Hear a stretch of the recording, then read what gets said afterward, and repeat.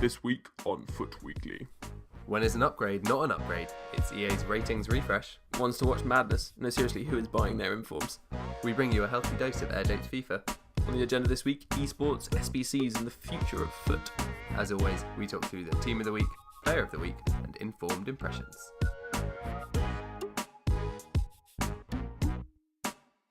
Hello and welcome to week 22 of FUT Weekly. I'm here with Horace. Hello.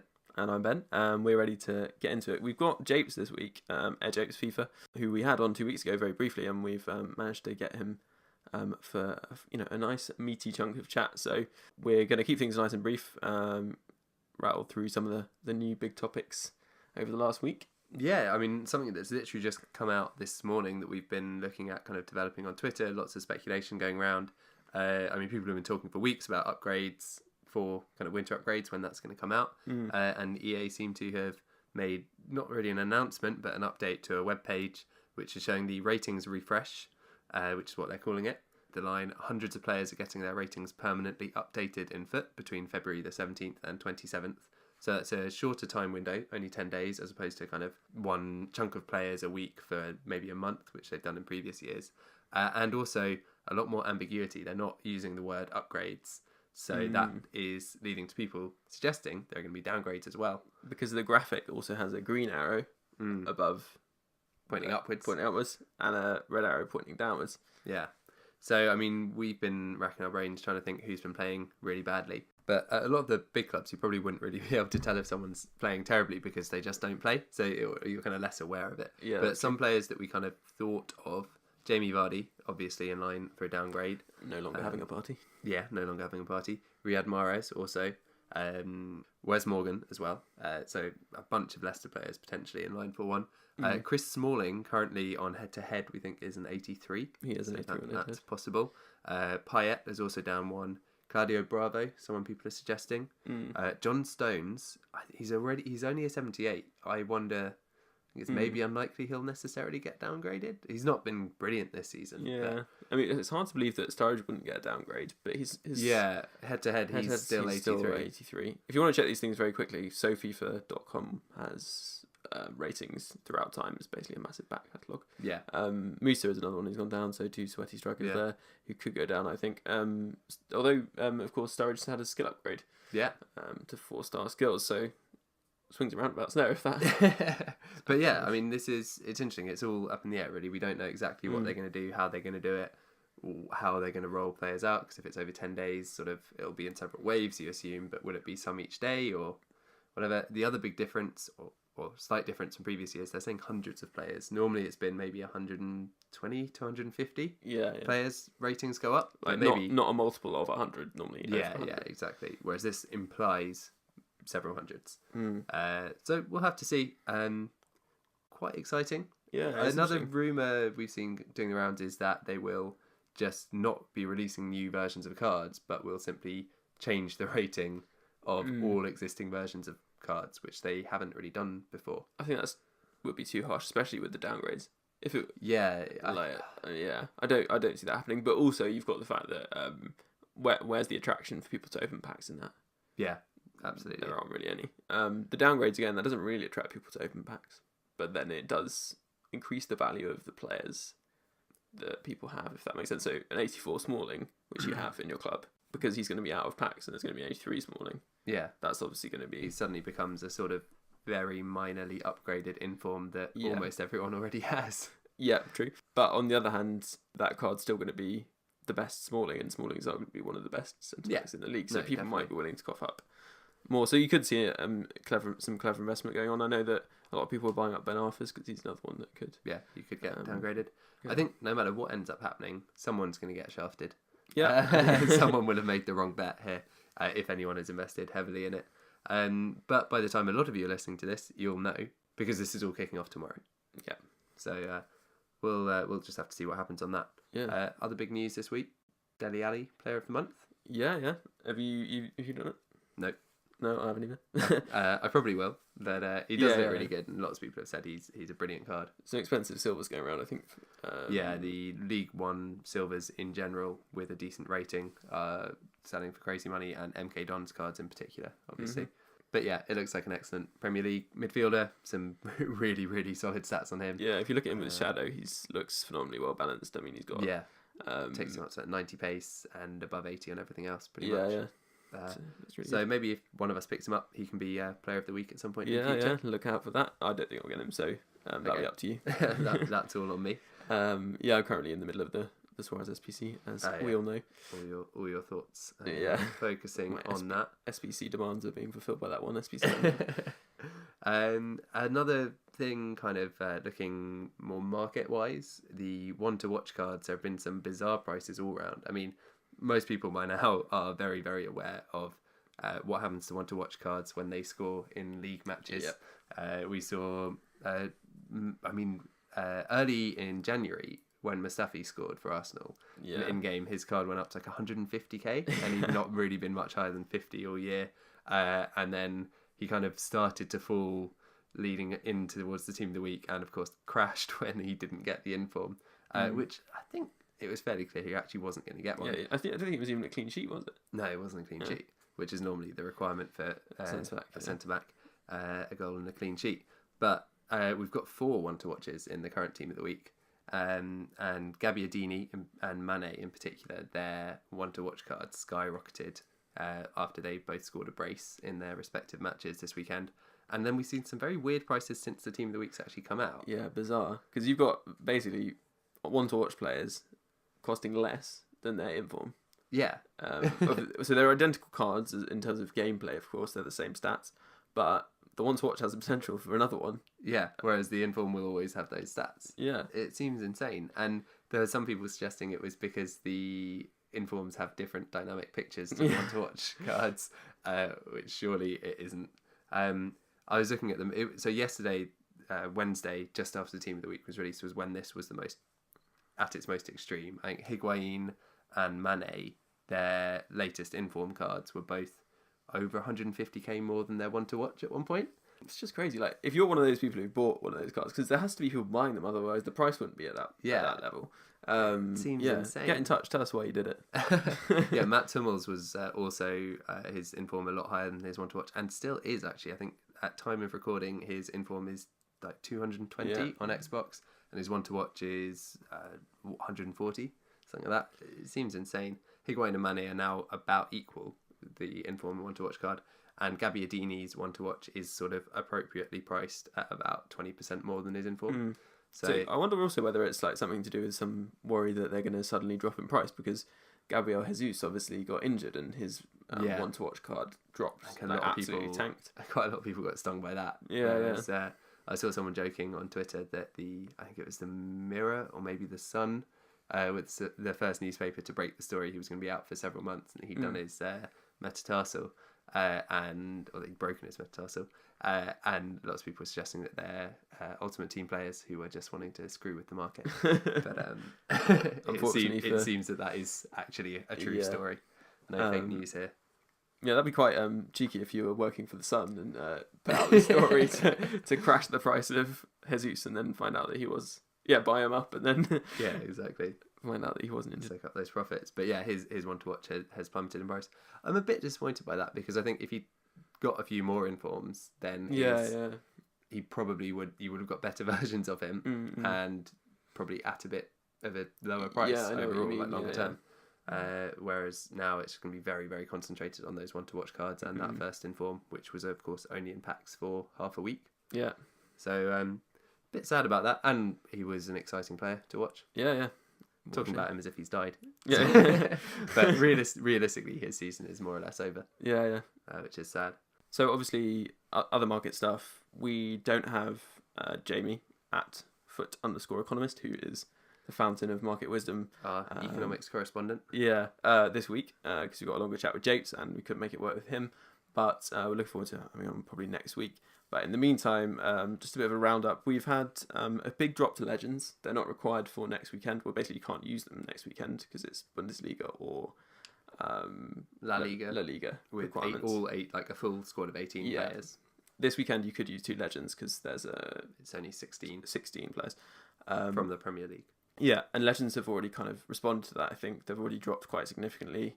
I took a big hit on mine, but I just thought, like, to be honest, I kind of wanted to change up my team anyway. So I'll be looking to maybe pick up a legend next week possibly. But for this weekend, I've got Neymar.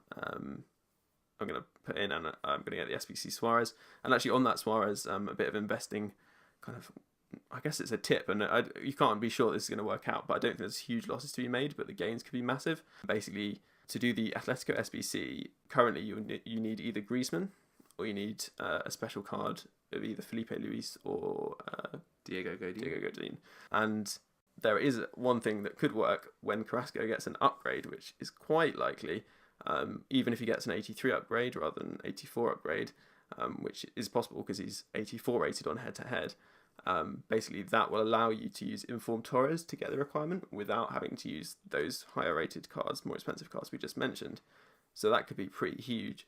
And okay, it will make it cheaper, but I actually think because people are willing to pay, I think it's 200 and something K for that squad or something like that. Roughly. Sort of the market rate for that squad. Yeah. At the moment. Then they're going. I think it's 160 or something, but they're going to be willing to pay that again. Mm-hmm. And that means that Informed Torres, who's the card that isn't in packs, is going to be very valuable. So he's currently at 25k, maybe a little bit more because few people know about this. But if the worst that's going to happen is you're going to lose 10k, but you could gain up to 100, I think, on investing in him. So I give it a go. Obviously, no guarantees. You do so at your own risk, but I've picked up some, and worst comes to worst, we can cry about it together. And yeah, although I'm actually probably going to submit my Juan Fran just because he's a really solid card, the SBC Juan Fran, but he's untradeable, plus that kind of values him at 100k odd, which I don't think he's quite 100k worth of right back. Yeah, I think very few players are really worth that much. One thing interesting to note, not about the SBC so much, but about how the market's responded to these weekend league requirements, is that Premier League players haven't actually been increasing dramatically over the course of this week.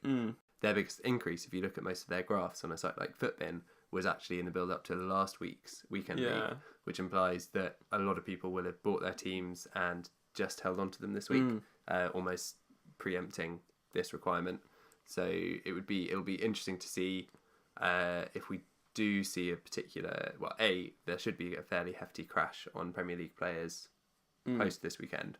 And at what point prices for La Liga and Bundesliga hit their peak. Yeah, and it's interesting because obviously most players do have a Premier League team and were probably quite happy to use that Premier League team last weekend, whereas obviously this weekend they're going to have to build the Premier League team, they're going to have to sell the Premier League team, and they're going to have to buy a new team of Bundesliga and La Liga players. So it is likely that you'll see a crash in Premier League players and a rise in Liga Santander players and Bundesliga players. But that being said, this week there's already been a bit of a rise in Liga Santander players, so you're probably going to, of course, because people are investing, but also because people are probably buying a few players now, knowing that prices will rise. Yeah. Well, I think that was a whistle-stop tour of the market as it stands. And if you're, as always, going into Weekend League with that Premier League team, let us know what it looks like. It probably looks like almost every team I faced last weekend, as mine does. It's pretty uninventive, apart from having Neymar and Suarez up top. Yeah. Well, yours looks a bit nice because you've got Eriksen and... Yeah, I've got Eriksen, I've got my untradeable one to watch Mane. Oh, yeah. Player of the month, Zlatan. Second informed, Coleman. I quite like it. Yeah, no, that's a little bit more funky. Mine's I mean, it's still essentially the same team. I've still got Martial, still got Kante, still got Smalling, got De Gea. For the first time in ages, I've got a team which is almost completely not in form, apart from Suarez. Well, when I get him, I don't have him yet. Well, we'll have to see how our weekends compare. Yeah, I'll probably do really well because of it. So, Legends obviously dropping in price, as I mentioned, but we've managed to get one for free. Yeah, 2 weeks ago we teased you with a quickfire Q&A, but this week we're having a much more in-depth chat with one of the real sort of pioneers of FIFA on YouTube, AirJapesFIFA. How's it going, Japes? Good. How are you guys doing today? Yeah, pretty well. It's actually quite a nice sunny day here in London, although it's still cold, of course. Is it usually nice and sunny after the Gunners lose? Yeah, trying to... You know it wasn't going to take me long. Get it in early. Trying to cheer me up. Get it out of the way real quick. Yeah, so for those who don't know, Japes is a big Bayern fan, and Horace, as some of you will probably already know, is an Arsenal fan. So we have an interesting situation this morning because... Fun dynamic. We can sweep that one under the carpet. The last couple of games against Bayern. But actually, I mean... I feel bad. Yeah, I was going to say, do you want to talk Because some it's real happened football? so many times now, but yeah. It's I mean, genuinely, like, we were so lucky to be in the game at half time at 1-1, and then the Arsenal players almost kind of looked like they couldn't believe that they were still in the game, and then when Koscielny got injured, they just fell apart. Like, I think that kind of is 3 goals in 13 minutes straight after Koscielny went off. I think that kind of that turned it. I was trolling around on Twitter about how only Ozil or Sanchez would be the one to make it into Bayern's 11, and I had a response from a kid that was basically like, Thiago's got no end product. I wouldn't take him any day of the week. And like, lo and behold, Thiago, who really doesn't score that much. Yeah, I think the one player that would get in would be Koscielny, actually. On a fully fit Bayern, I don't think I'd take Koscielny over like Hummels or Boateng. Maybe, I suppose, but it wasn't. One of them wasn't playing, was it? It's Boateng Javi injured. Martinez is pretty darn good. Yeah, because Martinez was he playing for Hummels? Or, I didn't see the game. Boateng Hummels was played. Boateng was playing. Yeah, cool. Yeah, and of course Thomas Müller, who scored like 1 goal in the league this year. Comes on He's and been in such poor gets on at form. the end. Probably See what brought it him on meant to him, to though. He was excited. boost his confidence. Yeah, exactly. Yeah, nice easy game for him to sort himself out there. And I was seeing a few other people on kind of Arsenal Twitter talking about how Arsenal always have glorious failures in the second leg of their last 16 games. So there was like, we were against Milan like 4 or 5 years ago where they won the first leg 4-0. And then we won the second leg 3-0, and Van Persie missed pretty much an open goal like halfway through the second half, which would have levelled the tie. So lots of people predicting that Arsenal are going to win the second leg 3-0 and miss a penalty in the last minute. It would be fitting. Yeah, I remember that one where Van Persie... I mean, Arsenal have been pretty unlucky over the years in the Champions League. Like, if you remember when... What was it? Van Persie got sent off for... for a second yellow against second yellow. Barca, where all he did played was- on by, I think someone timed it, he played on about like 1.5 seconds after the whistle, and the ref gave him a second yellow, which seemed a bit unfair. But there was nothing unlucky particularly about yesterday, apart from maybe Koscielny's injury. But I think Bayern very much deserve to win that. Yeah. Yeah, we'll take it.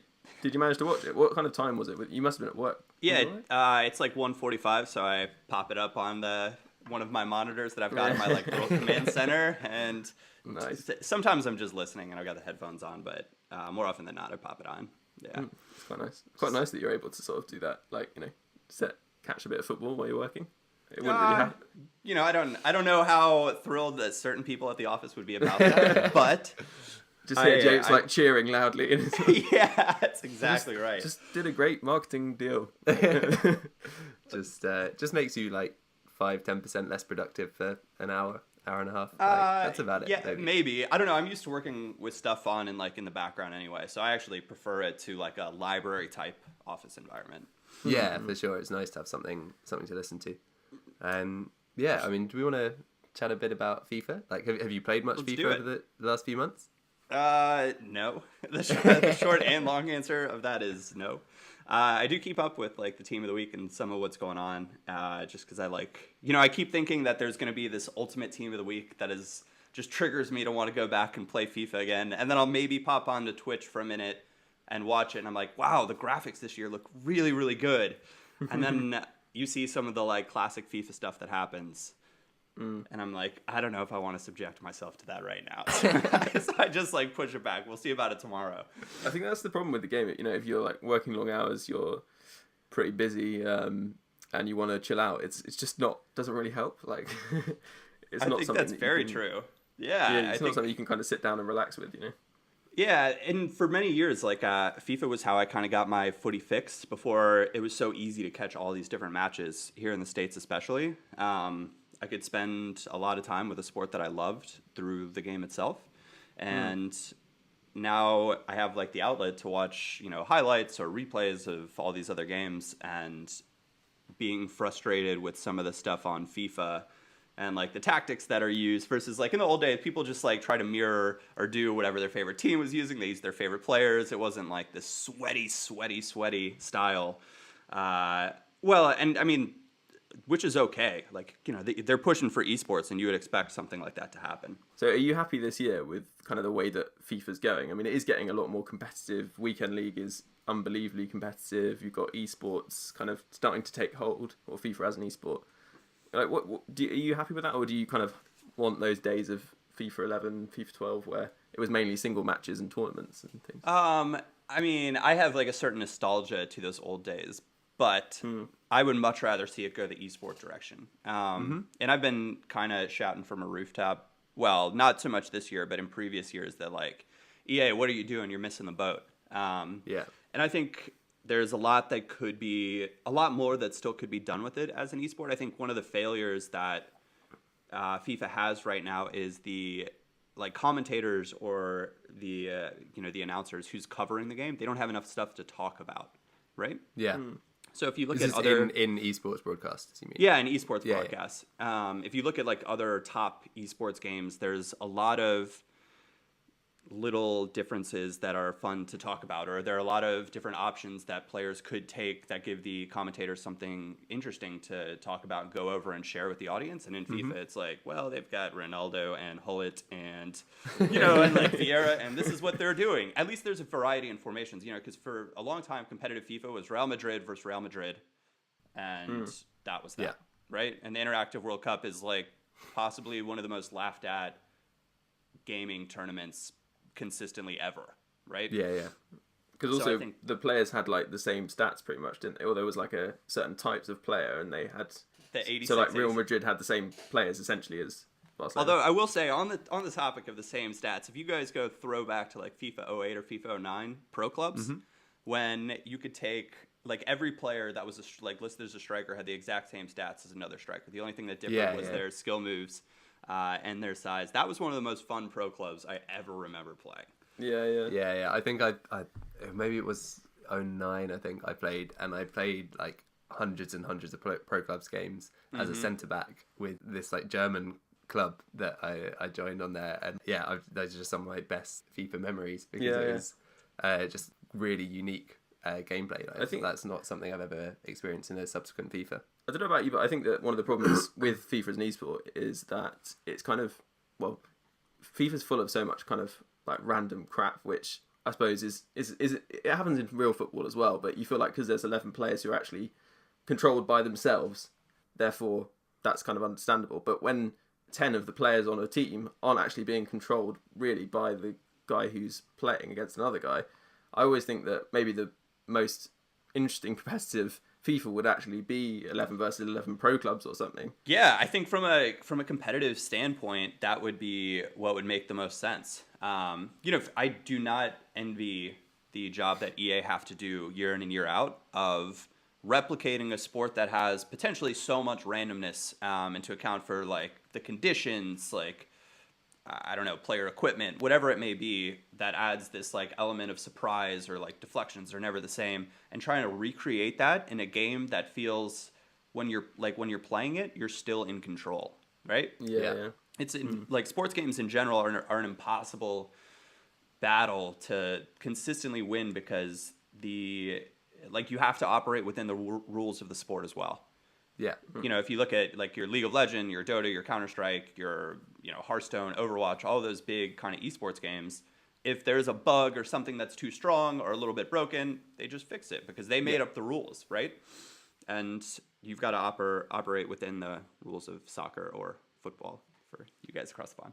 Yeah, soccer or football, whatever we want to call it, is a game where a lot of the time you'll see like the team that don't deserve to win end up winning a game through good fortune or just like random luck. I mean, there's the famous beach ball goal years back. Obviously, that would never happen in FIFA. But would it? Like, I mean, that would be quite an interesting update for next year. It's the trick. Make it happen. Uses beach ball. Jermaine Defoe with a special thing. But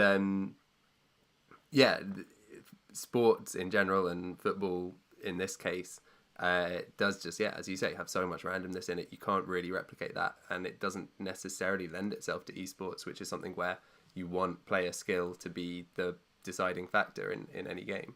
Right. Although, on the other hand, each player is given the exact same set of tools to use and the exact same set of AI to work with.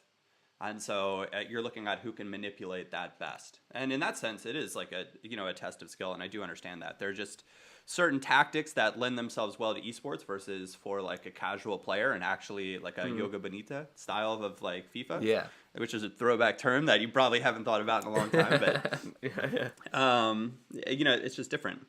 Sorry, yeah. One of the things that, like, again, I hark back to, but it's kind of a nostalgic thing, is like single matches back in FIFA 12. You'd play someone and like you'd both be like doing a few skills, like there'd be a lot of possession based play, and you wouldn't have the same kind of like constant through balls and stuff. And even looking back to last year, I wonder whether it's just the fact that FIFA's so much more competitive that you see much more kind of sweaty play or like through balls and things like that, and that hardly anyone was really playing that competitively. Or is it actually that the mechanics of the game this year are more suited to that kind of play? Yeah, I think there's kind of two things that you can look at. There's one, I mean, it's definitely like from a competitive standpoint, but as FIFA over the years, even like I'm kind of an old dude when it comes to being around FIFA things. And as the community's grown, there have been a lot of players that have come into the game that weren't necessarily footy fans to begin with. Yeah. And they have no real incentive to try to mirror a certain style or play the game the way it's like quote unquote like supposed to be played, right? Yeah. They have no incentive to do that. So they're going to play to win and they're going to play to do like what works. And so it consistently makes everybody climb up the ladder of being willing to do what works and what is necessary to win. So the hunt for like gameplay mechanics that you can kind of exploit or that are stronger than other mechanics is always, something that as far as like competitive goes and as the game grows will be like more and more important. Yeah, for sure. Yeah. No, I agree with that. And actually, it's interesting you say that because only, I think, a weekend league or two ago, there were 3 players that just absolutely destroyed me in weekend league. They had really basic teams, and they were kind of just completely abusing the game mechanics to win. And I mean, fair enough. They're obviously elite players. I'm definitely not, and I'm kind of not interested in playing like that either. But I sort of looked them up afterwards using their gamer tag to see where they had any screenshots of stuff like custom tactics or teams or anything, just so I was interested. And I noticed that all 3 of them, when I searched their gamer tag in Google, had competed in some kind of pro or semi-pro kind of tournament in other games, especially like shooters and things. Yeah. And actually, a few of them I looked on their Twitter and they clearly had no interest in football itself. So it's exactly what you were saying. They are purely there to competitive to gamers, win, basically, rather than and it's good football. on EA too, because they've done something that's really quite challenging, because football is a sport that you come into. Yes, it's simple and it's like bare bones, right? You have 11 on 11. The goal is to get the ball into the other team's goal and keep it out of your own. Right? It's very, very simple from that standpoint. But the little intricacies in the games and the tactics that make it the most beautiful sport in the world and like such a special game, EA have figured out a way to be able to introduce somebody who has no real knowledge of that to the game and still allow them to play and compete. For all of us that like know and love the game, that's like a little bit frustrating. The purists. Yeah, but in the same sense, it's important. As EA take a different, from a business perspective, it's really, really good. What they're doing. It's just tough for, some of the guys that have been at it from the beginning, and been around it. Yeah. I mean, they've clearly expanded the player base like massively in the last few years. But this kind of steady refinement of what is required to be really good at FIFA this year. If you've not played that much over the past few months, maybe you've not, you don't have such a strong opinion on this, but do you think it was going the way where there's kind of one best way to play FIFA rather than in real football? Obviously, you see like quite a variety of tactics, different teams play to their strengths, whereas in FIFA, everyone kind of just trends towards the same sort of thing. Yeah, so I'll preface this by saying, although I haven't played a lot in the last few months, I still have probably close to like 750 games of FIFA 17. So I do have like quite a bit of experience with the game, and I think it's that's my biggest frustration with FIFA. Because in real football, if you want to use a certain tactic, certain formation, certain set of players, there is something that in theory should be able to counteract that, right? Mm-hmm. or a certain style that should work well against that. And I fall prey to this on FIFA when I want to use like a 3-back formation, play tons of possession, and knock it around the box. Really try to control the game through the midfield, and then I get countered on by a 4-3-2-1 formation, and it's like, all right, well, I mean, I deserve that, yes, but people are using that same 4-3-2-1 and kind of abusing the mechanics of that. And when you see 4-3-2-1 versus 4-3-2-1 over and over again, it's that same Real Madrid versus Real Madrid problem that the Interactive World Cup had. There's not enough variation in it, and even if you look at other, super competitive games, there are stronger options, but there's still variation on what players pick based on personal preferences. Yeah. You get kind of ideas of sort of side grading where like you can make a change to your like loadout in some game, which will improve you in certain areas, but will always have drawbacks. Whereas in FIFA, there are a lot of changes and tweaks that people make to their team, which will just strictly improve it. Like kind of, this is definitely going to improve your team. There are no drawbacks. Yeah, but interestingly, another thing to say about that is that obviously one of the things that frustrates me is obviously in real football. I don't know how they'd implement this, but in real football, what's really important is that a manager looks at the opposition that they're going to play for a long time, assesses how they're going to play, the ways in which they're going to attack, and the weaknesses in their defense.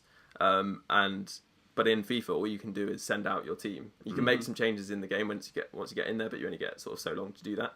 And you kind of see the team on the screen, and then you're off into the game. So it's kind of interesting. You're not in that sense in the tactical approach to management. I always thought it would be interesting from a competitive standpoint for FIFA to use a pick ban system. So if you were to give players like a constraint of like for this week, only like in competitive at like a tournament, you would only be able to use BPL players, right? So at the start of the match between like you two guys, for example, one of you would get to like ban away 3 BPL players. So if you've done your homework on Horace, you would say, hey, he's really, really good with like, I don't want to deal with him having like Paul Pogba in his midfield or like Wayne Rooney. Like obviously like Pogba and Conte are going to be must-haves in general, but in a pick ban, they might get banned away, and you're going to see like a huge variety because you don't want to let the other person have them. And expanding that sort of ban, like pick ban system to formations would, I think, be really, really interesting from an Ultimate Team standpoint, because you get tons of variety and different tactics and people having to pick formations based on the players that they have at their disposal from that sort of thing. On the other hand, you're handicapping players from using what they're best at, and is that really like the best way to be competitive about it? And also, people obviously spend all their money on packs, don't they? And they want to be able to use those players. And for sure. I think the thought would be to give people fully loaded accounts, right? For like on-ground for the tournaments competitive play. I think there's a big difference between kind of even like weekend league and any kind of sort of proper professional level gaming event. So moving back to what is in FIFA this year, obviously SBCs has been a huge thing. What are your thoughts on that? I mean, I don't know whether you know, but there's been some quite big ones. We've got an all-league one, which gets you a 94 rated Luis Suarez. Oh, okay. I have not seen that. Wow. All right. I might. That's something that I would be interested in. Yeah. He looks like a really, really good card. I'm looking forward to trying him out. Hopefully score a few goals this weekend with him. But yeah, what are your thoughts on SBCs more generally this year? Yeah, I think that was a great addition from EA. There are it's interesting. There are a lot of people that are like, oh, I'm not going to pay for that SBC because he's going to get an informed later and it's going to be higher than that. And like, I don't want to do that. And it adds an interesting element. It also allows players that don't want to, I don't know, I guess be super aggressive, maybe trading on the market. They still have a chance to go out and get cards that they would love to have in their team, and it brings back the collector kind of standpoint from Ultimate Team. You know, when I see someone that's done all of the SBCs and has like the untradables, like it's kind of cool, right? Because it's there and then it's gone. I only did a few of them that were for cards that would be position changes. So like I've got the attacking mid Payet, like the right-sided Douglas Costa. Yeah. They were both really good shots. Actually, it's interesting as you go on because obviously it's a once in a FIFA opportunity to pick those cards up, and I think the Payet would have actually, he was 250k, which seemed like a lot at the time, but in hindsight would have been I think a strong shout. I as just- a French attacking midfielder. Yeah, that was the main thing. Is I was like, man, Conte and Pogba are really, really good. So is Martial. It would probably be good to have like some other strong French link options in there. Yeah. And I mean, this year in general, EA have kind of introduced probably more features than they had in maybe the last 3 FIFAs combined. Sort of the SBCs and Weekend League being the big 2. But just in general, do you think EA had a long look at themselves in the build-up to FIFA 17 and thought we really need to up our game? Is that kind of all tied into their push for eSports? Yeah, I think so. I think they probably realized, like, doing the competitive esports launch, there were also a lot of things that if they didn't fix and kind of get right, the esports thing wasn't going to be as successful as well. That and the kind of standard that gaming companies in general have had to, now EA has to live up to in being a little bit better about patches and like fixing things when they're broken, because it's just sort of not quite as acceptable as maybe the way they did it in the past. The community would have very much been up in arms. It's pretty interesting in terms of the drive for content in that last year you were lucky if you got a tournament with interesting requirements like once in 2 weeks, and now there's constantly, obviously, the FUT champs qualifiers are always different requirements, or often different requirements each week, and it's all very regular.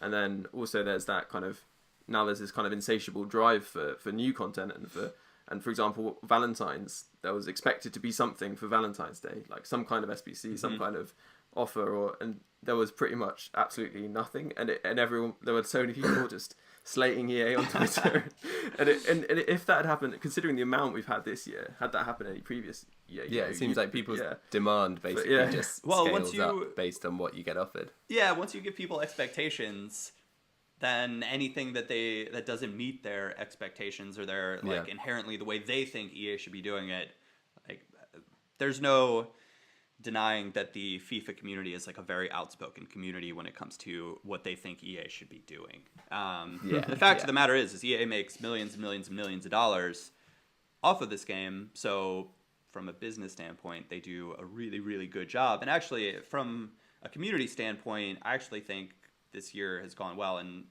I know Rob Hodson moved from England to Canada, and I've had some conversations with him in the past. I actually quite like Rob, and it sounds like some of the stuff that he's been pushing for a long time has come to fruition. So you got to say, like, good on him and good on EA for getting that right. Yeah, I wonder whether actually him moving there made a different, in terms of the communication I mean, aspect. you think just like being in someone's ear and having to deal with them day in and day out, probably, at the out of sight, out of mind is one thing, but I think being in proximity always sort of helps push people along. You can ignore an email for a couple of days, but you can't ignore someone literally coming up to you. Is that what happened last week? You guys just ignore it? No, I'm kidding.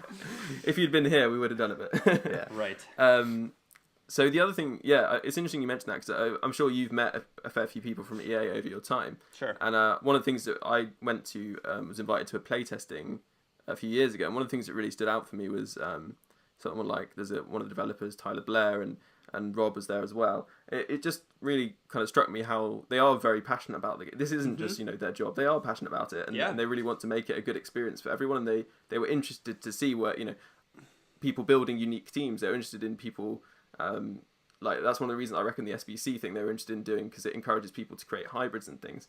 And did you find that when you sort of come across these people over the years? Yeah, I think every time that I've worked with EA or interacted with them, they've been like really, really good to work with. And the problem, and this is like it's not an EA thing so much as it's just like the way large companies work in general, right? You've got to go from, someone decides like something would be a cool idea, and for that thing to get approved, it's got to go through so many different levels, and you have to explain and like give it your case every single time as to why it should be done. And so it's just tough to get a big piece of machinery that is like the EA corporate like bandwagon or wagon like moving in the direction for something like this. And so they made a commitment to do it and got the esports commissioner in, and there have been a lot of changes. But I think the guys that I've met and worked with from EA over the years are just awesome and like really, really great people. Yeah, definitely. No, I'd agree with that. And so I think one of the things that we were interested to ask you was, so next week we've got a guy called Colin Johnson, a fellow American who is manager of the Roma eSports team. Really? That's cool. Yeah, it's just quite cool. It's recently set up. And we were interested to get from you, do you have because it'd be quite nice to have like a question from the previous guests. So do you have anything that you might want to ask Colin Johnson? Yeah. So, I mean, I would love to pick that guy's brain like all over the place. But two, I'd be curious to know how he ended up with that position. If he's spending much time, like how he spends most of his time, right? Because I think being an esports manager for like a FIFA team, but for like a big club would be something that would be really, really interesting. And probably quite a bit of fun, but it's an incredibly unique experience in an up and coming field. Yeah, and so I'd be curious how he kind of ended up with that position, if that's what he thought he wanted to do, how he spends most of his time, and what it's like interacting with a club like Roma. Because obviously Roma has U.S. owners, so there's that aspect as well. But if he's traveling abroad, but also what his strategy is for picking players. I think that's, to me, it's super interesting. If you were to look, so say I was to be given like, I don't know, like Bayern esports team or something like that, and was like, all right, Japes, like good luck, go do it, right? You have to go pick 2 FIFA players. And this is an interesting question for you guys as well. Say you're put in, like, for Arsenal, you're also meant to do the same thing. Do you want to go out and pick up purely the absolute best players?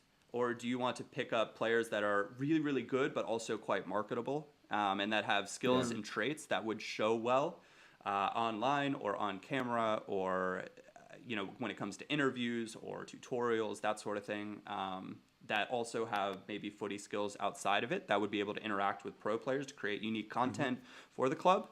I think it's a really interesting kind of process. Or do you just say, yeah, this guy's been like top 5 on the weekend league since the game came out, like he's the one that we want. What sort of, it's interesting. I doubt he'll say, but like what sort of budget they're working with for that, right? Like that, from like a marketing standpoint, that would be super, super interesting. We'll try and needle him on that. I suspect he'll keep his cards pretty close to his chest. But it's a really interesting point, because it's kind of, to what extent do the clubs see it as more of a marketing exercise than something that they're actually going for gaming success? Like, I think the clubs that, so West Ham signed Dragon or Sean last year, but they don't have, I believe they still don't have an esports like manager, right? Or department.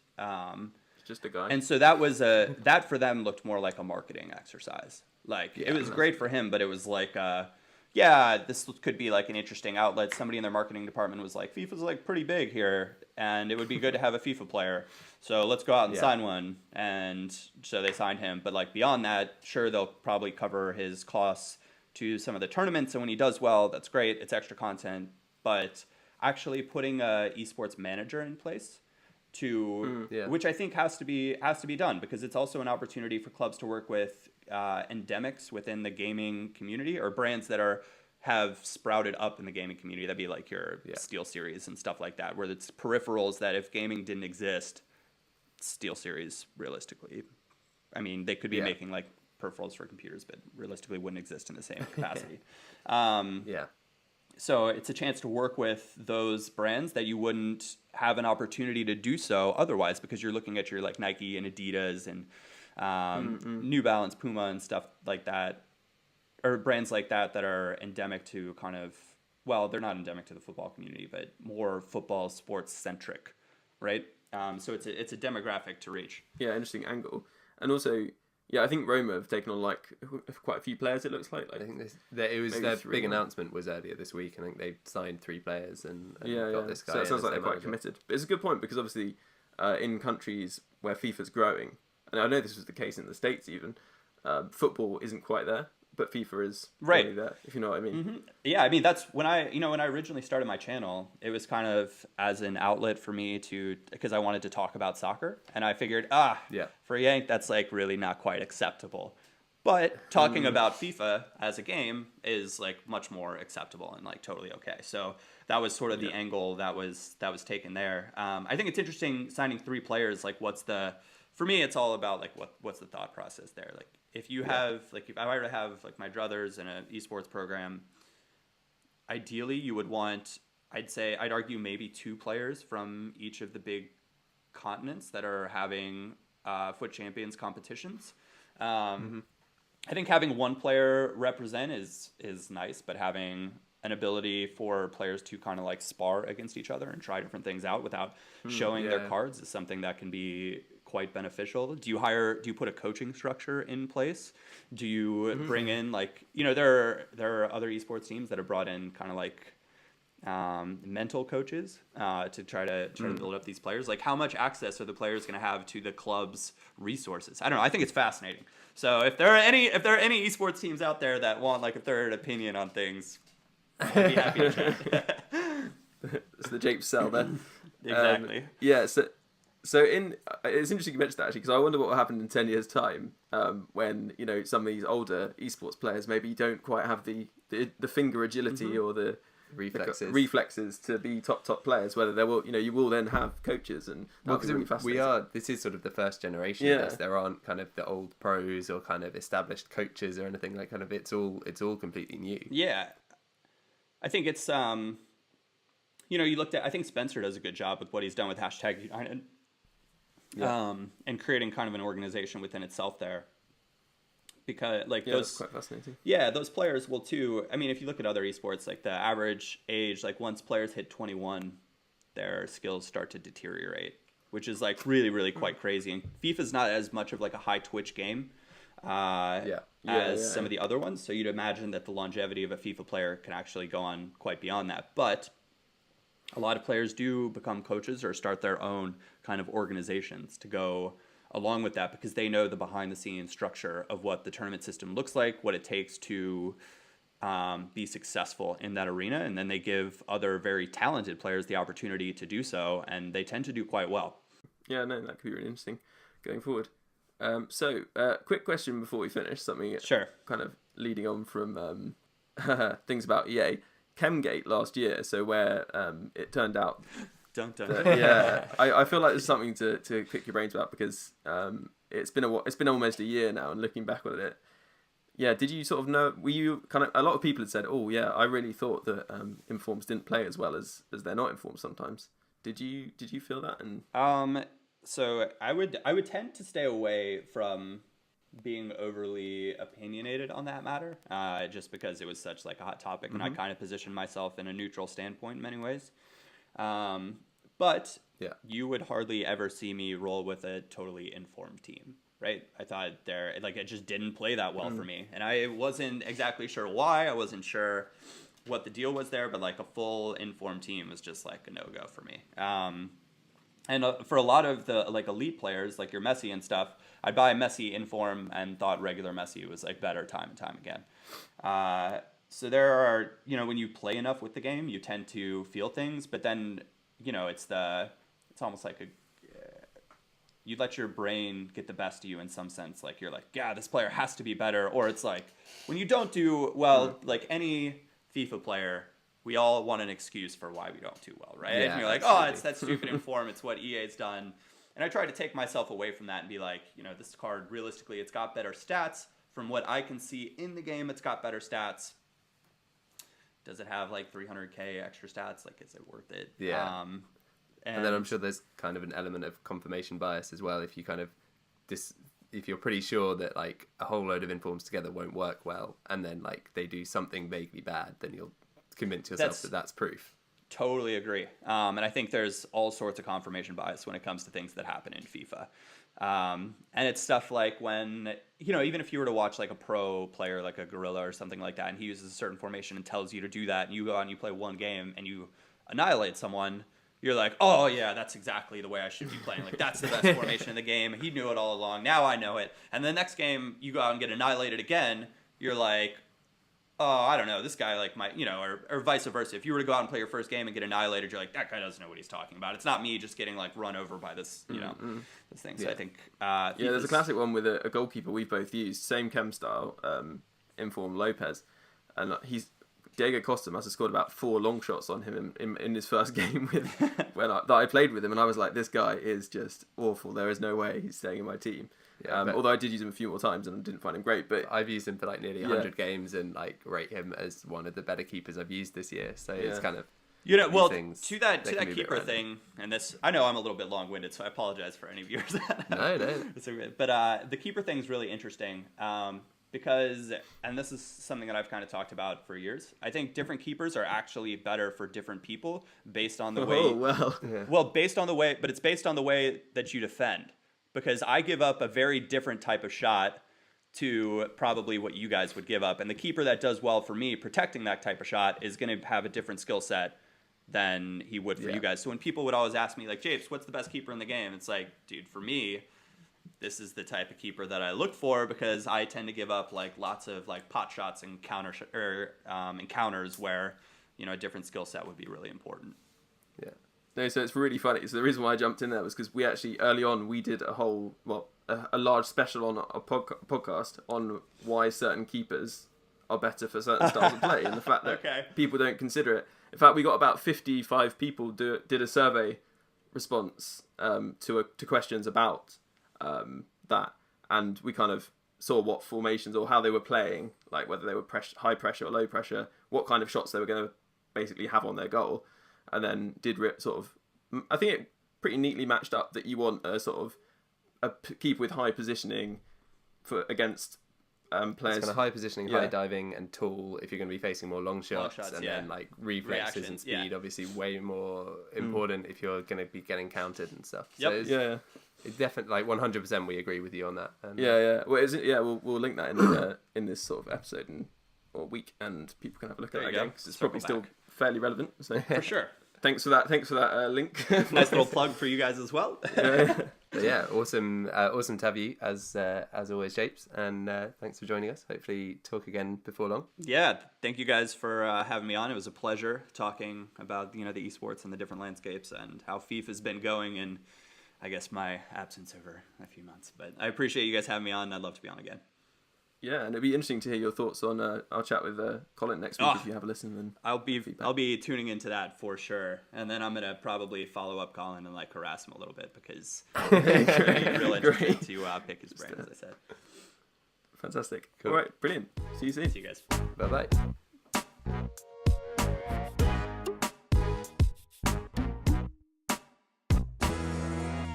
Well, welcome back. Lovely break and a great chat with Japes, but we've got plenty more for you. We've got Team of the Week chat, so we're going to talk through Team of the Week, and we've got player reviews, one of which is a really big player from last week, so that'll be interesting. But right now, Horace, do you want to crack on with the Team of the Week and let us know your initial impressions? Yeah, I mean, it's another pretty good one. Got 94 Suarez matching his new SBC card with slightly tweaked stats. 92 Higuain, 86 Mane, 84 Gabbiadini, 89 Hummels, all one-to-watch cards. Some crazy stats on that Mane. I think with the right chem style, he can get 98 strength alongside his 98 pace. The Higuain card looks very, very nice. Gabbiadini would make an excellent Premier League striker. And Hummels, potentially decent if you can cope with a low-pace centre-back. Big card. Second most expensive in the Team of the Week. Anthony Martial, an inform people have been waiting for since the start of this game. His regular card is outstanding. If you actually look at the in-games on this, though... It's not a massive boost, is it? Yeah, there's a lot of ones and twos in terms of the difference between the inform and the non-inform. So... certainly not worth the 675k you'd be forking out on Xbox or slightly less on PlayStation. Yannick Carrasco looks very good. Riyad Boudabous with a second inform. Some very nice card stats. His in-games, again, maybe actually slightly disappointing. Like, it's got 84 shooting, but a whole load of that is contributed by very, very high penalty stat, which is not that useful. Marquinhos, second inform for him. Some really, really good on-the-ball stats and potentially best centre-back in that league. I think so, yeah.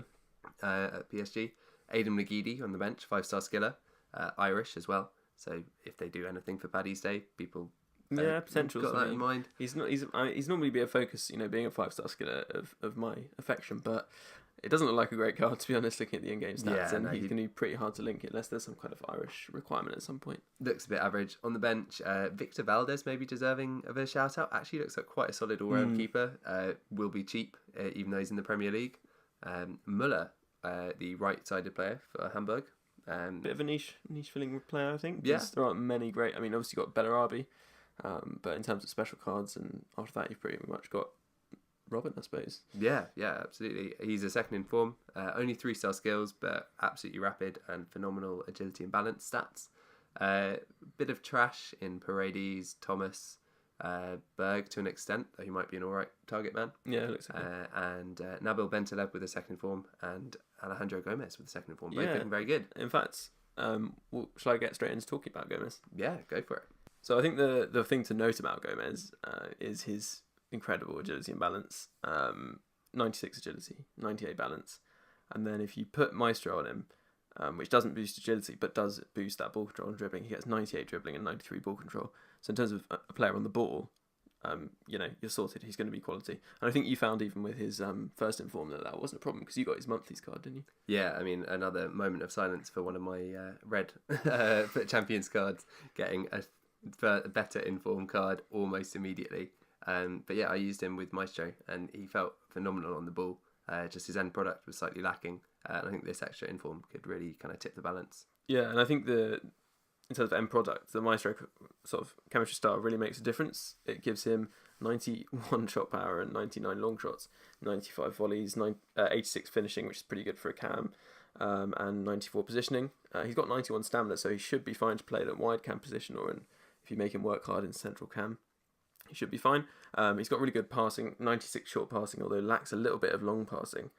Does suggest maybe he would be better as a winger, sort of a wide cam, and has 86 curve, 91 vision, 88 free kick accuracy with the cam style, so that will help. And standard, he has 89 crossing. So again, that does suggest he'd be suited to that wide cam spot. But yeah, it looks really good. And you could also play him as a striker. He's not the strongest, but if you had two strikers, maybe you could have him as a more creative one of the two up top. But yeah, I think that's pretty much it on what's his name again? Alejandro Gomez. Alejandro Gomez. Yeah. Awesome. I'll move straight on then to a card that I've actually used, the Mane, because I've got an untradeable version of his one to watch.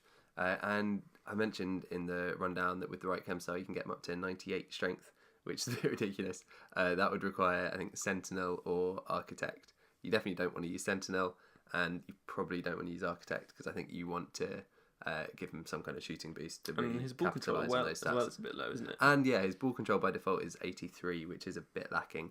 So I would look at either Maestro or maybe Marksman. I think I'll probably be using I've got Maestro on him at the moment, but I'll probably be using Marksman just to capitalise on the good strength and take that up to 88 with Marksman.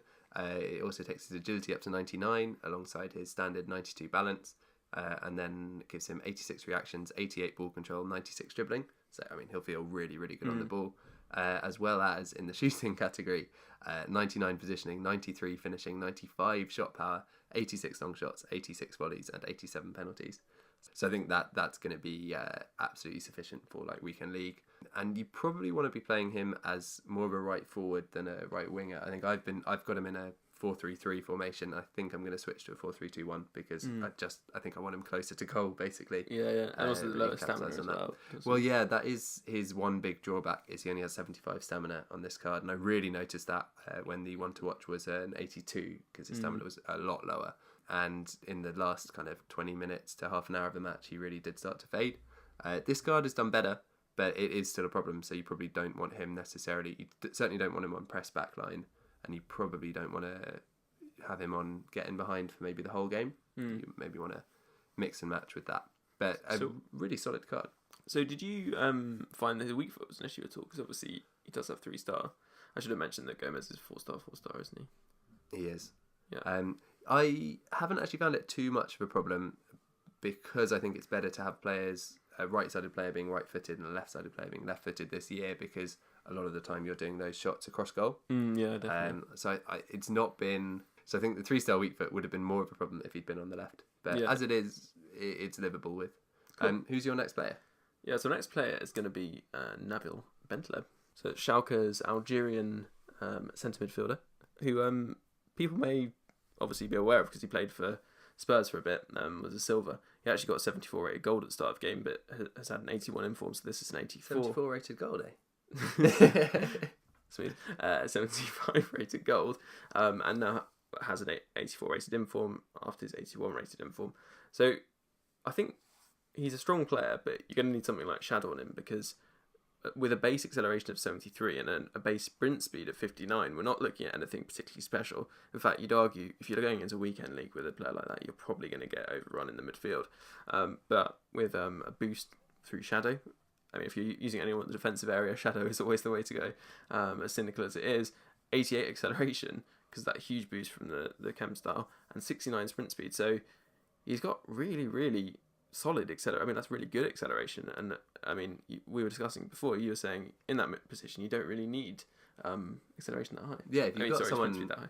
kind of in a holding role in midfield, then you just want them covering short distances. I mean, we've both used Xabi Alonso this year. He's got like ridiculously low pace and found him pretty solid. I mean, maybe not quite weekend league worthy, but definitely usable in other game modes. And I think the other thing that really, really will benefit Bentaleb is he's got 98 interceptions with Shadow, and it's quite rare to get interceptions that high. That will really help out. 95 stand tackle and 94 marking are going to be pretty important as well. And he can keep going, 89 stamina, 81 strength, and 85 aggression, so that's pretty strong. He's 6'1", so got 62 jumping, but that should be okay. And medium work rate, so you can kind of pick and choose where you want him. Shot power, quite nice at 87, long shots 85, so you can crack off 1 or 2 shots. But the big bonus, I think, a big player with good strength and good defending is he's got 84 agility, which is not to be sniffed at, to be honest, with a sort of larger midfielder. To be honest, that's outstanding for a player of his size. Yeah. Like, that's really unusual. You get someone that agile. That's better than people like Arnautovic and the like, so it's very good. And 86 ball control, 83 dribbling should do the job, but 93 short passing and 87 long passing are very strong with 88 vision. To be honest, it's only his free kick accuracy that lets him down in that passing area. He's quite solid across the board. So yeah, he looks a really good player. He's the kind of player that is kind of an outside choice, a bit like our Croatian midfielder Badelj a few weeks ago. I think you could. I've played against Badelj once or twice, and he was very good. So this is the kind of player who I think give him a go. Let us know what you think. But yeah, I might give him a try for the weekend league after this. Yeah, definitely. He looks, and I mean, a snip at 14k. Yeah, exactly. Slightly more on PlayStation though. Yeah, interesting. Of course. Anyway, let's move on to our informed impression, who this week is a Portuguese midfielder in Serie A. He was in inform 2 weeks ago. He is about 53k on Xbox and slightly more at 70k on... Actually, that's quite a bit more. 70k on PS4. He is, of course, João Mario. And we looked at him and we discussed his stats before, so I won't go into too much detail. But what we didn't talk about was his possibility of being played at CDM, because we were talking about him more of a box-to-box player. Obviously, he starts as a cam. But I found him really, really effective as a CDM, or one of 2 CDMs. But he's one of those players he can kind of play anywhere. So he's got 86 acceleration with anchor and 84 sprint speed. And then he's also got 84 strength, 76 aggression, 95 stamina, and 78 jumping. But his defensive stats are perfectly serviceable. In fact, his interceptions and standing tackle are very solid. 87 interceptions, 89 standing tackle, and 80 marking. But he's already got really good dribbling stats. On the card, it's 87. He's already got very good passing and mainly short passing at 89. He's got really decent shooting. And his stats really spoke for themselves, really. From that CDM position, often, and also from a CM position when I was playing him CM, as a sort of further forward CM, I suppose you'd say, he was really, really clinical, I suppose. He scored 8 goals in 30 games, and how many assists? I think it was about 12 assists or something. Wow. And that's a really good return from someone who, as I said, was playing CDM at times. I found that when he was kind of through on goal, even without a boost to his shooting, you could really back that shooting to at least find the target, definitely get goals at times, and long shots were pretty good, actually. So I was quite impressed with that, and he feels very agile, but he feels strong as well with that anchor on him, and obviously defensively very strong, and has that sort of, it's kind of, I don't know, it's hard to compare anyone to Kante, but he did feel like Kante with end product. Yeah, he's got high defensive work rate. Niggly element to him. To be honest, whenever I play against Kante, he does seem to have quite a lot of end product. I conceded a hat trick to Kante the other day, which was a bit frustrating. He is a bit of a lie in terms of his finishing, isn't he? I mean, well, the thing is, you can have the satisfaction of playing with Calmario and knowing that he's actually got the stats to back up the things he's doing. You're not being jammy. You've just got a good player. But he's also very good in terms of bringing in Portuguese players, whether that's the two very good Portuguese right backs or Quaresma or someone like that. So I think it's a very good shout if you're looking for a kind of Kante style Calcio A player, because he's got that high defensive work rate, which many of them don't have, and with a bit more physical presence as well. Actually, he's a bit taller actually. Sort of just below 6 foot. Just one last thing on him. It's interesting you say he felt quite kind of agile and nippy, because I used his regular card as a wide midfielder because he is a right mid card, and he felt really clunky. But maybe there's just something in the balance of the stats with the inform that really helps him out. And also, I suppose not being wide probably not being wide, kind of have lower thresholds for what feels nippy. Yeah. Cool. So that's the informed impression. So who's the player of the week? It's not an inform at all, is it? No, it's not. It's a non-informed card. Not quite a dynamite discard. It's a relatively pricey one. Again, in the Serie A, it's a striker, and it's Paulo Dybala, who's a card that I've been meaning to use all year. And other than the 7-match loan, which I used pretty much right at the start and a couple of times in draft, I just hadn't actually picked up. When I got the one to watch Higuain and one of the one to watch backs, I thought, who else should I pair this guy up with other than Paulo Dybala? And I've actually been using him at cam in behind Higuain and Inform Muriel in a 4-3-1-2 with the marksman chemistry style, which is probably kind of betraying my sweaty roots, because I've not really boosted his passing at all in spite of playing him in cam, and he has acceptable passing stats. He's got 79 vision, 78 short passing, but I mean he's no brilliant passer of the ball with just his regular 85 card. But with marksman, he feels so strong on the ball, so agile, and the long shot and shot power boosts he gets takes his shot power to 90 and his long shots to 96. His finishing's already so high that the +5 boost takes up to 94, and he gets 95 positioning.